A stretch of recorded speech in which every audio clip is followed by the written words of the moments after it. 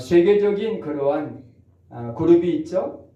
방탄소년단이라고 하는 BTS라고 하는 그러한 그룹입니다. 그 그룹이 2021년도 9월 24일에 유엔 총회에 초대가 되어서 그곳에서 이 가수들이 연설을 하게 됩니다. 유엔 총회에 초대되었다라고 하는 것은 얼마나 이례적인 그러한 대부분들이 정상 대통령들이 가서 초대받아서 연설을 하거든요. 그런데 이 BTS 방탄소년단이 가서 이 유엔 총회에서 연설을 한다는 것은 참으로 이례적인 그러한 일입니다. 그것도 한국의 젊은 그러한 가수들이 그 연설했다라고 하는 것은 더욱더 우리에게는 자랑스러운 그러한 국익의 상승을 준 그러한 바로 연설이었습니다. 그런데 그 연설의 가장 중요한 핵심은 자신을 사랑하자라고 하는 그러한 메시지였어요. 자신을 사랑하자. 이 소년단이 그 총회 연설에서 한 연설의 내용은 자신을 사랑하자라고 하는 것이죠.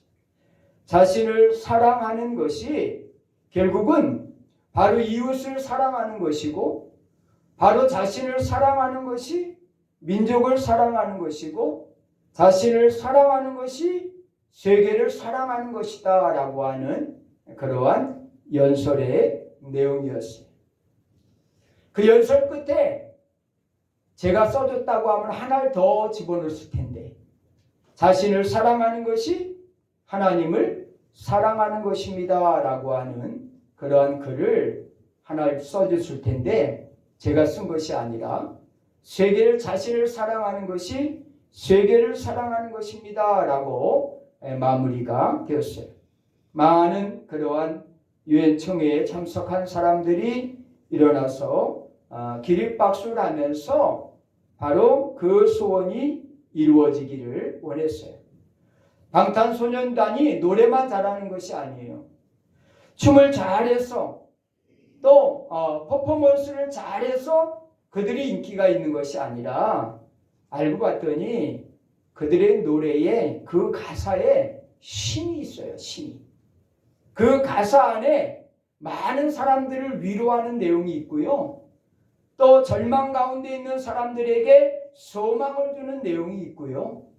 바로 또한 낙심하고 기아와 굶주림 가운데 있는 사람들에게 바로 나눔에 대한 소망을 주는, 그리고 세계의 많은 사람들을 바로 하나 되게 하고 서로 사랑하게 만드는 그러한 내용이 바로 그 BTS의 그러한 노래의 가사에 담겨져 있다라고 하는 거예요. 춤을 잘 춰서 인기가 있는 것이 아니에요. 바로 노래를 잘 불러서 인기가 있는 것이 아니고, 공연을 잘해서 인기가 있는 것이 아니라, 그 메시지에 바로 힘이 있고 또 소망을 주고 많은 사람들을 위로하는 내용이 담겨 있기 때문에 세계 많은 그러한 젊은이 청소년들이 이 노래를 부르면서 희망을 갖게 되고 소망을 갖게 된다라고 하는 사실입니다. 그렇습니다. 자신을 사랑하는 것이 이웃을 사랑하는 것이고, 바로 자신을 사랑하는 것이 민족을 사랑하는 것이고, 자신을 사랑하는 것이 세계의 모든 사람들을 사랑하는 것이다 라고 하는 이 연설은 우리에게 큰 그러한 의미를 주고 있다라고 하는 사실입니다. 그렇습니다. 바로 하나님을 사랑하기 위해서는 먼저 우리 자신이 자신을 사랑할 줄 아는 사람들이 하나님을 사랑할 수가 있다라고 하는 사실입니다. 그래서 어떻게 보면은 오늘 이 본문 우리가 읽은 이 요한일서 2장의 1절서부터 6절의 내용은 어떻게 하면 우리가 하나님을 사랑할 수 있을까? 구체적인 그러한 하나님을 사랑하는 방법들을 우리에게 제시하고 있어요.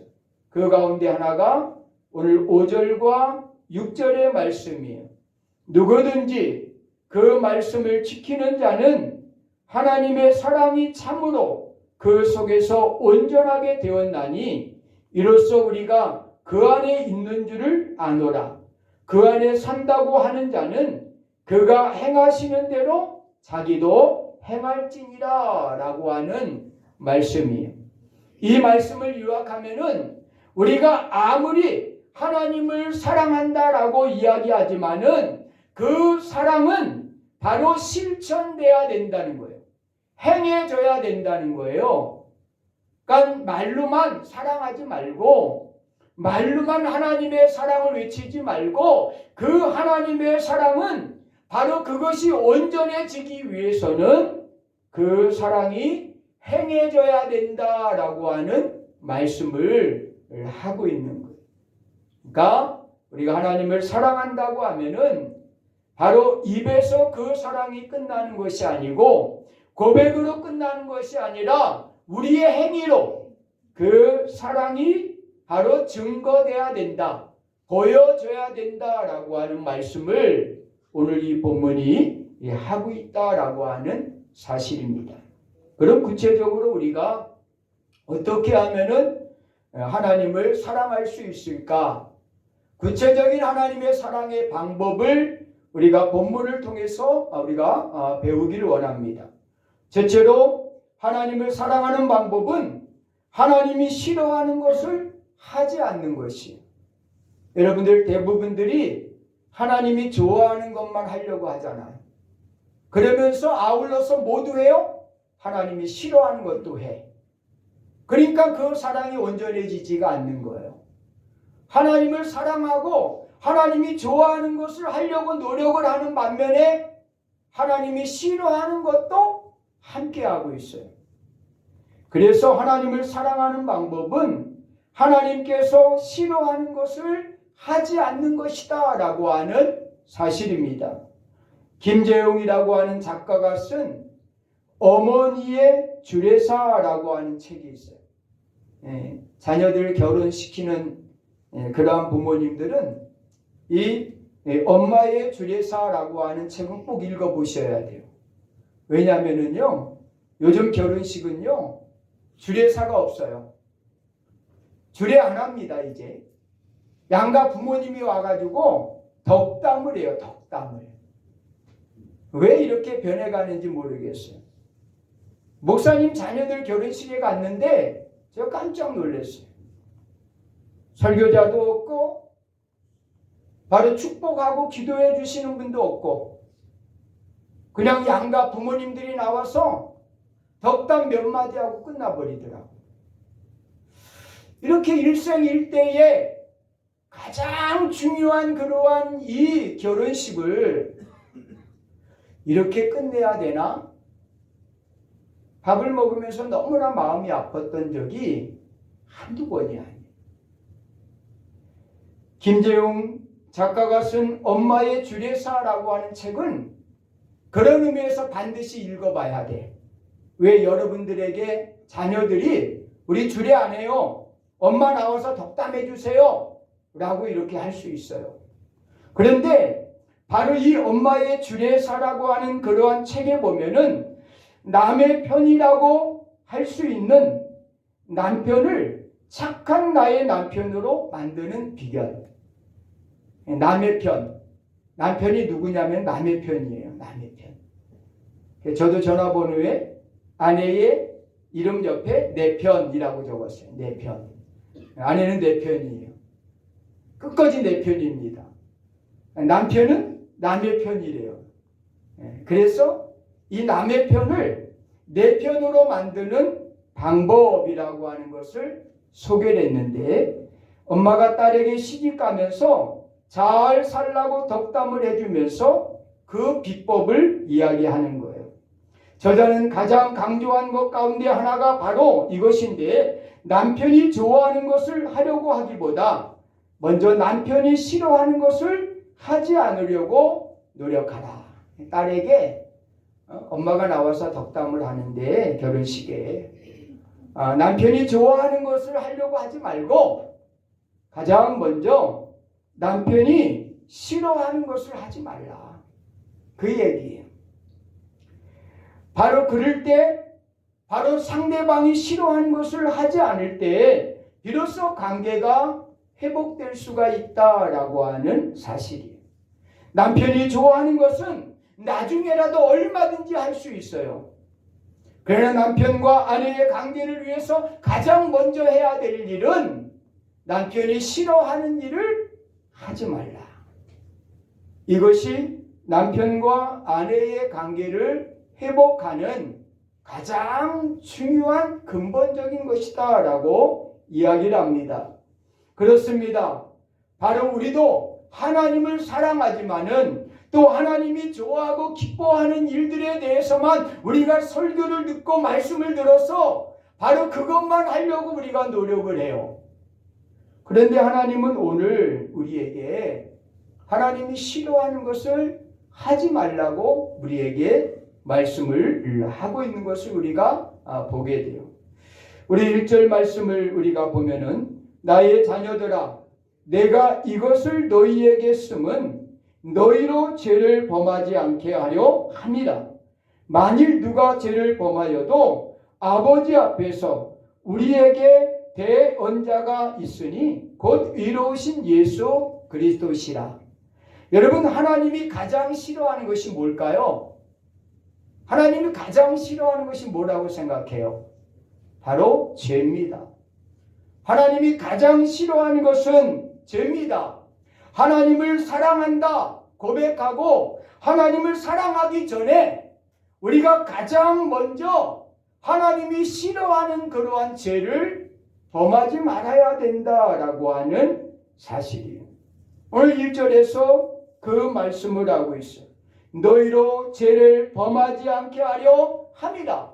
하나님이 가장 싫어하는 거, 너희가 나를 사랑한다고 하지만은 너희에게 내가 명한다. 너희는 나를 사랑한다라고 고백하기 전에 먼저 너희 안에 있는 죄를 범하지 말라. 죄를 범하지 말라. 하나님이 가장 싫어하는 죄를 범하지 말라고 우리에게 당부하고 있는 그러한 내용이에요.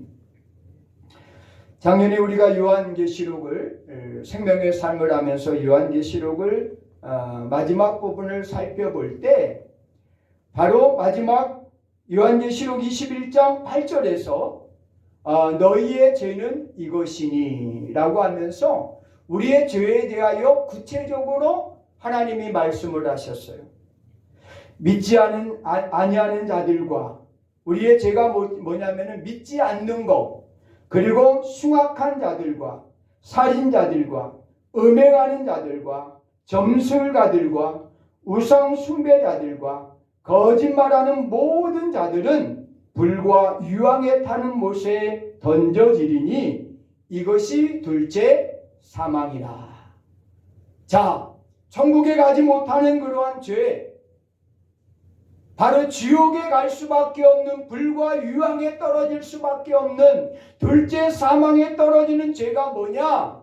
믿지 않는 죄, 흉악한 죄, 살인죄, 음행죄, 또 바로 우상 숭배죄, 또 거짓말하는 그러한 죄에 대하여 바로 지적을 할 수. 너희의 죄는 이것이니. 바로 이 죄들을 바로 구체적으로 나열하면서 이런 자들은 결코 바로 하나님의 나라에 들어가지 못한다라고 말씀하고 있습니다. 이 죄는 하나님이 가장 싫어하는 것들이다라고 하는 사실을 우리가 기억을 해야 돼요. 이 세상에는 몇 종류의 사람들이 존재하고 있어요. 바로 가장 우선적으로 하나님을 믿지 않는 그러한 죄 가운데 살아가는 사람들이 있어요. 이들은 우리에게 뭐라고 그러는지 아셔요? 우리 믿는 그러한 사람들, 우리 크리스찬들에게 뭐라고 하느냐 하면은 당신들은 만들어진 신을 섬기는 사람이다 라고 이야기를 해요. 원래 하나님은 없는데 바로 너희가 필요에 따라서 하나님을 만든 것이 아니냐, 그래서 너희는 만들어진 신을 섬기는 사람이다 라고 바로 이 하나님의 존재를 믿지 않는 사람들은 우리를 향하여 하나님은 존재하지 않는데 너희의 필요에 따라서 하나님을 만든 것이 아니냐라고 이렇게 우리에게 바로 이야기를 합니다. 또 어떤 사람이 있습니까? 하나님을 믿는다고 하는 사람이 있어요. 바로 이 하나님을 믿는다고 하는 사람들은 바로 하나님이 아닌 다른 것을 하나님으로 믿는 사람들이 있어요. 성경이 이런 사람들을 우상 숭배자라고 이야기해요. 그들은 그것이 하나님이라고 생각해요. 그러나 바로 성경은 그것이 하나님이라고 이야기하지 않아요. 우상이라고 이야기합니다. 그러나 그들은 그것을 하나님이라고 생각하고 믿고 있다라고 하는 사실입니다. 이런 제 가운데 하나님이 아닌 것을 하나님으로 우상으로 만들어 놓고 섬기는 그러한 사람들이 있어요. 이방에 많은 그러한 이런 문화권에서 죄를 짓고 살아가는 사람들이 있습니다. 세 번째 종류의 사람은 누구냐면은 하나님을 믿는다고 하면서도 죄를 범하며 살아가는 사람이 있어요. 이 첫 번째, 두 번째 사람들은 안 믿는 사람들이고 우상을 숭배하는 사람들이기 때문에 그럴 수 있다라고 생각하지만은 이 세 번째 종류의 사람은 하나님을 믿는다고 하는 사람이에요. 그런데 로마서 14장 23절에 보니까 이 하나님을 믿는다고 하는 사람이 어떠한 죄를 짓느냐? 믿음을 따라 행하지 아니하는 것은 다 죄니라. 자, 믿음을 따라 행하지 않아요. 믿는다고 하는데 믿음을 따라서 행하지 않는 것은 다 죄라고 말씀을 하고 있어요. 이런 사람들이 바로 교회 안에 얼마나 많은지 몰라요. 믿는다고 해요. 그러나 믿음을 따라서 살지는 않아요. 이런 사람들도 바로 다 죄를 짓고 있는 사람들이다라고 성경은 말씀을 하고 있습니다. 믿음을 따라 행하지 않는 것은 다 죄니라라고 말씀하고 있습니다. 자, 여러분들은 바로 이 세 종류의 사람 가운데 어디에 속해 있다고 생각해요? 여기 안 믿는 분들 없잖아요. 다 하나님을 사랑하고 하나님을 믿는다고 나와서 예배를 드리고 있지만은 하나님의 존재를 믿지 않는 사람들은 이 가운데 있을 수도 있어요. 또 아울러서 하나님이면 다 똑같은 하나님이지 종교다원주의, 바로 천주교에도 이슬람에도 유교에도 다 하나님은 있는 거야. 바로 산의 정상에 올라가는데 올라가는 길만 다를 뿐이야. 이렇게 이야기하는 분들도 바로 교회 안에 계중에 있습니다. 바로 이런 분들이 있을 수 있어요. 그리고 세 번째, 바로 하나님을 믿는다고 하지만은 믿음을 따라 행하지 않는 사람들이 대부분일 수 있습니다. 어떻게 보면 참 안타까운 그러한 일들이죠. 하나님이 싫어하는 것은 결국 죄입니다. 믿음을 따라 행하지 않는 것이 다 죄라고 말씀한 것처럼 하나님은 이 죄를 가장 싫어하시고 가장 미워하신다라고 하는 거예요. 그러니까 하나님을 사랑하는 방법은 바로 하나님이 가장 싫어하고 미워하는 이 죄를 멀리하고 이 죄악 가운데 살지 않는 것이 하나님을 사랑하는 방법이다라고 하는 사실입니다. 두 번째, 하나님을 사랑하는 방법이 뭡니까? 하나님의 말씀을 지키는 것이 하나님을 사랑하는 방법이다라고 하는 사실이에요. 5절 말씀을 보면은 누구든지 그의 말씀을 지키는 자는 하나님의 사랑이 참으로 그 속에서 온전하게 되었나니 이로써 우리가 그 안에 있는 줄을 아노라 그랬어요. 자, 하나님을 사랑하는 사람의 특징이 뭡니까? 말씀을 바로 지키는 자입니다. 그의 말씀을 지키는 자는 하나님의 사랑이 그 안에 있다는 거예요. 반대로 말하면은 하나님의 말씀을 지키지 않는 것은 하나님의 사랑이 그 안에 없다라고 하는 사실입니다. 그러니까 하나님을 사랑하게 되면은 말씀을 지키게 되고요. 말씀을 지키는 사람은 그 안에 하나님이 사랑이 존재하는 자들이다라고 하는 사실이에요. 그래서 삶을 보면은 이 사람이 하나님을 사랑하는 사람인가 아닌가를 알 수가 있는 거예요. 한 자매가 종갓집 며느리로 장손 며느리로 시집을 갔어요. 예견된 그러한 일이에요. 이 종갓집 장손 며느리가 된다는 거 이게 쉬운 일이 아닙니다. 새벽부터 일어나서 저녁 늦게까지 그 고택을 딱 닦고 쓸고 청소하다가 하루가 다 가버려요. 그런 일이 계속 반복됩니다. 그래서 많은 친구들이 염려를 합니다. 너 그러다가 어떻게 되려고 그래? 너 그러다가 너네 가족 파괴되는 거 아니야? 라고 하면서 염려합니다. 너무 힘듭니다. 그런데 어느 날서부터 이 종갓집 며느리가 콧노래를 부르기 시작합니다. 노래를 부르면서 일을 하기 시작합니다. 바로 저녁 늦게까지 일을 해도 힘든다는 내색을 보이지 않습니다. 어느 날 친구들이 찾아왔습니다. 얘 이제 너무 힘들어서 우리가 위로해 주려고 왔다고 이야기를 해요. 그런데 이 친구는 콧노래를 부르면서 즐겁게 손님들을 맞이합니다. 어떻게 된 걸까? 어떻게 된 걸까? 이유는 하나였어요. 그것은 누구보다 남편이 바로 이 아내, 자매를 바로 누구보다 사랑했어요. 그리고 그의 시어머니가 누구보다 이 며느리를 아껴줬어요. 처음에는 힘들고 어려웠지만은 바로 남편의 그 사랑과 그 시어머니의 배려와 그 바로 사랑이 결국은 이 며느리로 하여금 콧노래를 부르면서 바로 일을 하게 만들었다라고 하는 사실이에요. 그러니까 사랑하면은 모든 것이 가능하다라고 하는 거예요. 사랑하면 모든 것이 가능해지는 거예요.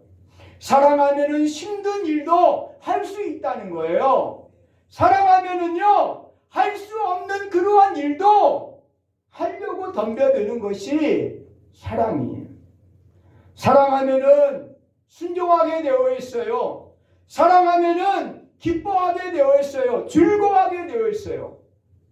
그렇기 때문에 우리의 표정을 보면은 바로 헌신의 그러한 모습을 보면은 우리가 하나님을 사랑하고 있는지 사랑하지 않고 있는지를 알 수 있습니다.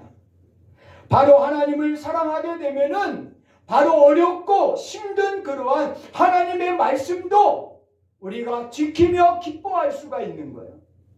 바로 교회에 힘든 모든 그러한 바로 헌신의 일들도 사랑하면은 감사함으로 할 수 있는 거예요.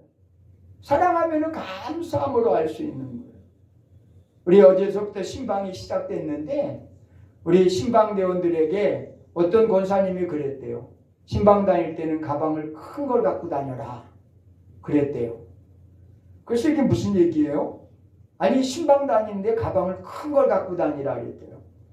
이유가 뭐냐면은 이 집 가면은 이 집에서 떡 해주고 저 집 가면 저 집에서 또 다른 걸 해주고 그래요. 어제도 아주 한 가방씩 들고 제가 저녁에 남편 밥 해주지 말고 이거 먹이라고 다 힘든데 이거 먹이라고. 그리고 당신들은 샌드위치 먹으라고 이거 샌드위치 해줬으니까 먹으라고 웃으면서 그런 이야기를 했어요. 여러분 하나님을 사랑하면은요 힘든 것이 없는 거예요. 기쁘고 즐거운 거예요. 모든 것이. 여러분 안 그래요? 여러분 자녀를 위해서 하는 일이 힘들어요? 우리 집사님은 딸내미 차를 태워가지고 대치동까지 갔다 오고 거기서 4시간 또 기다렸다 태우고 그런데요. 그런데도 싱글벙글해요. 왜? 딸을 사랑하니까. 사랑하니까 가능한 거예요. 사랑하지 않으면 누가 그렇게 하겠어요? 힘든데. 여러분 안 그래요? 사랑하니까 가능한 거예요. 사랑하니까. 바로 하나님의 말씀을 지키는 것도 바로 하나님을 사랑하면은 그 말씀에 우리가 전적으로 순종할 수가 있는 거예요. 말씀에 순종하지 않는 것은 그만큼 하나님의 사랑이 우리에 아직 와닿지 않고 있다라고 하는 사실입니다. 그래서 5절에서 바로 그 말씀을 하고 있는 거예요. 또 아울러서 요한 1서 5장 3절에 보니까 하나님을 사랑하는 것은 이것이니 우리가 그 계명을 지키는 것이라. 아주 분명하게 말하고 있잖아요. 하나님을 사랑하는 것은 이것이니 그의 계명을 지키는 것, 말씀을 지키는 것이 하나님을 사랑하는 것이다. 바로 그의 계명은 무거운 것이 아니로다. 그렇잖아요. 말씀은 바로 계명을 지키는 것이 무거워요? 힘들어요? 왜 내게 올무를 놓고 내게 이렇게 나를 억압하는지 모르겠다라고 이렇게 생각하는 분이 있어요? 교회에서 기도합시다. 교회에서 헌신합시다. 교회에서 여러분 하나님을 예배하는 일에 여러분 빠지지 마세요 라고 이렇게 이야기할 때 왜 이렇게 우리를 갖다가 멍에를 씌우는지 모르겠다고, 왜 이렇게 힘들게 하는지 모르겠다고 이런 마음이 들어요? 그런 사람은 아직도 하나님의 사랑을 느끼지 못하는 사람이에요. 하나님을 사랑하는 사람들은 그 계명이 무겁지 않다라고 그랬어요. 그 계명이 무겁지 않다라고 하는 것은 하나님을 사랑하니까 가능한 거예요. 대표적인 인물이 있잖아요. 우리 야곱. 야곱은 7년 동안을 갖다가 자기 아내 라헬을 얻기 위해서 어떻게 해요? 7년 동안을 그 삼촌 라반의 집에서 일을 해요. 노예처럼 일을 합니다. 그런데 그 7년이 하루와 같았다라고 성경은 말하고 있어요. 그 이유가 뭐예요? 라헬을 사랑하니까. 사랑하니까 7년이 하루와 같았던 거예요. 눈 깜짝할 사이에 7년이 지나간 거예요. 왜? 사랑하니까 가능한 거예요. 사랑하는 성도 여러분, 그렇습니다. 우리가 하나님을 사랑한다고 하면은 하나님이 우리에게 주신 말씀을 지켜야 돼요. 그 말씀을 지키는 것이 하나님을 사랑하는 것이고, 하나님을 사랑하는 자들에게는 당연히 그 말씀이 바로 지켜질 수밖에 없다는 거예요. 요한복음 21장에 보면은 예수님이 자신을 3번씩이나 부인한 베드로를 만나잖아요. 여러분, 베드로 만났을 때 예수님께서 내가 경고했지. 너 분명히 나 3번 부인할 거라고 얘기했지. 그래서 내가 기도하라 그랬지. 근데 기도 안 하니까 그렇게 된 거지. 이렇게 하셨어요? 아니에요. 예수님께서 베드로를 만나자마자 바로 고개를 못 들고 있는 베드로에게 내가 나를 사랑하느냐? 내가 나를 사랑하느냐? 내가 나를 사랑하느냐? 3번을 물어요. 왜 예수님께서 그 장면에서 그 많은 질문 가운데 왜 내가 나를 사랑하느냐고 물었을까요? 이게 가장 기본적인 요소예요. 순종하기 위해서는 뭘 해야 돼요? 하나님을 사랑해야 돼요. 나를 따르기 위해서는, 내 복음을 전하기 위해서는 뭘 해야 돼요? 하나님을 사랑해야 돼요. 사랑은 가장 기본적인 요소예요. 하나님을 사랑할 때만이 헌신할 수 있고 기도할 수 있고 예배할 수 있고 하나님을 바로 사랑해야만이 바로 순종할 수가 있기 때문에 예수님은 베드로에게 책망하기보다 먼저 내가 나를 사랑하느냐라고 물으신 거예요. 그럴 때 바로 베드로가 내가 바로 예수님을 사랑하는 것을 예수님이 아십니다라고 3번씩 고백할 때 베드로는 진정으로 순종의 삶, 바로 제자의 삶을 살아갈 수가 있었던 것을 우리가 분명히 알게 돼요. 사랑하는 성도 여러분, 그렇습니다. 바로 하나님의 말씀을 지키는 것이 하나님을 사랑하는 것입니다. 그리고 하나님을 사랑하는 자들에게는 삶에 그 말씀이 적용되는 그러한 열매 맺는 삶을 살게 되어 있습니다. 마지막 세 번째로 하나님을 사랑하는 방법을 오늘 6절에서 우리에게 말씀하고 있어요. 함께 읽습니다. 그의 안에 산다고 하는 자는 그가 행하시는 대로 자기도 행할지니라. 자, 이 말씀은 뭐냐면은 바로 하나님을 사랑하는 자는 하나님을 닮아야 된다라고 하는 거예요. 닮는 거예요. 닮는 거. 하나님이 행하시는 대로 우리도 행해야 된다라고 하는 사실입니다. 여러분, 부부가 닮는다 그러잖아요. 그런데 피부과 의사가 이 부부가 왜 닮는가를 이렇게 연구를 했대요. 그런데 가장 중요한 이유는 식생활, 같이 먹고 식생활 같이 생활하잖아요. 그러니까 같은 음식을 먹어요. 그래서 우리가 질병에도 뭐 유전이 있다 막 그러는데 유전은 이래요. 대부분들이 식생활의 문제래요. 식생활. 같은 음식을 여러분 3, 40년 같이 먹다 보니까 같은 그러한 질병에 걸리는 거지 유전적인 거는 극소수에 불과하다는 거죠. 그래서 당뇨 환자들 뭐 부모님 때문에 그렇다. 이거 다 거짓말이에요. 부모님 때문에 그런 게 아니라 남편과 아내 또 형제들이 그런 거는 어렸을 때부터 그 음식을 계속 먹고 자랐기 때문에 그렇다라고 하는. 부부가 왜 닮는가? 같은 그러한 기쁨과 같은 슬픔을 느끼기 때문에 바로 얼굴의 피부가 달라진다는 거예요. 그래서 얼굴이 같아지는다, 닮았다라고 하는 것은 바로 오랜 그러한 40년, 50년을 함께 살다 보면은 희로애락을 같이 이루다 보니까 같은 그러한 주름살이 파이고 같은 그러한 피부를 갖게 되기 때문에 바로 부부가 닮는다라고 이야기를 한다라고 하는 사실입니다. 그렇습니다.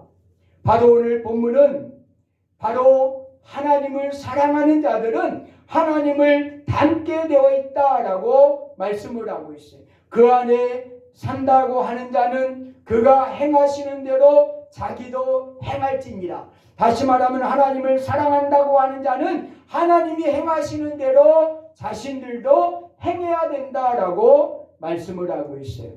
사도행전 7장에 보면은 스데반 집사님이 나와요. 이 스데반 집사님이 복음을 전하다가 그만 돌에 맞아서 순교하잖아요. 그럴 때 마지막 이 스데반 집사님이 뭐라고 기도하느냐라고 할 때 주 예수여 나의 영혼을 받으시옵소서. 무릎을 꿇고 크게 불러 이르되 주여 이 죄를 저들에게 돌리지 마옵소서. 이 말을 하고 자니라. 여러분 이 말 어디서 많이 들었죠? 어디서 들었어요?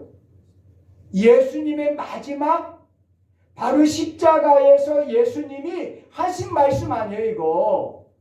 그러니까 이 스데반 집사님이 누굴 닮았어요? 예수님을 그대로 닮은 거예요. 그러니까 예수님께서 누가복음 23장 46절에서 아버지여 내 영혼을 아버지 손에 부탁하나이다. 아버지여 저들의 죄를 사하여 주옵소서. 자기들이 하는 것을 알지 못함이니이다 라고 하는 그 기도가 오늘 스데반 집사님의 기도와 너무나 닮았다라고 하는 거죠. 그리고 그의 얼굴은 천사의 얼굴, 오직 가면은 죽는 그 모습을 보고 자니라. 여러분 잠을 잘 때의 모습으로 오늘 표현을 하고 있습니다. 스데반 집사님은 가장 예수님을 닮은 사람이에요.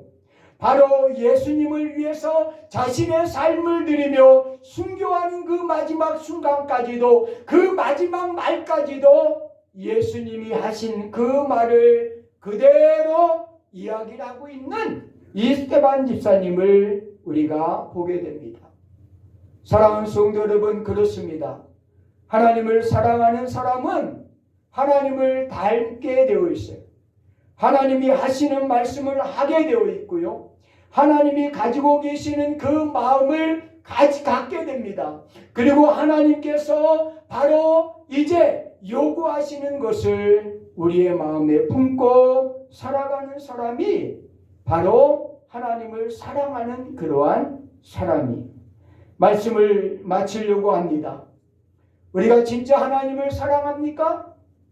그렇다고 하면은 이제 그 하나님의 사랑은 감정에 고백에 머물러서는 안 됩니다. 입술의 고백으로 끝나버리면 안 됩니다. 구체적인 우리의 삶으로 하나님을 사랑하는 그러한 그 모습들이 드러나야 됩니다. 첫째는 하나님이 싫어하는 죄를 우리 안에서 제거하십시오. 그것이 하나님을 사랑하는 방법입니다. 두 번째는 하나님의 말씀에 순종하십시오. 하나님의 말씀을 지켜 행하십시오. 그것이 하나님을 사랑하는 방법입니다. 세 번째는 바로 주님을 닮아가십시오.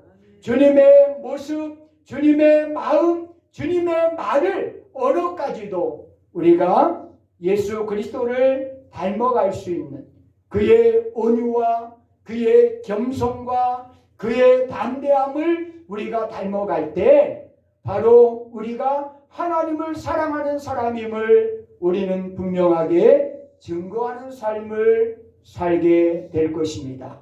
말로만의 사랑이 아니라 우리의 삶으로 사랑을 나타내는 그러한 모든 성도가 되시기를 간절히 축원합니다. 기도합니다.